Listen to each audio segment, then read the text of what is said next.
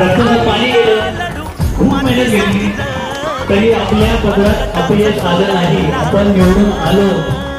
1,06,147 मतं आपल्या राजाने घेतली. कोणी घेतली? आपल्या राजाने. तू आभाळ आभाळ वादळ तुझ तू राजा आसमानीच बळ दहावजी.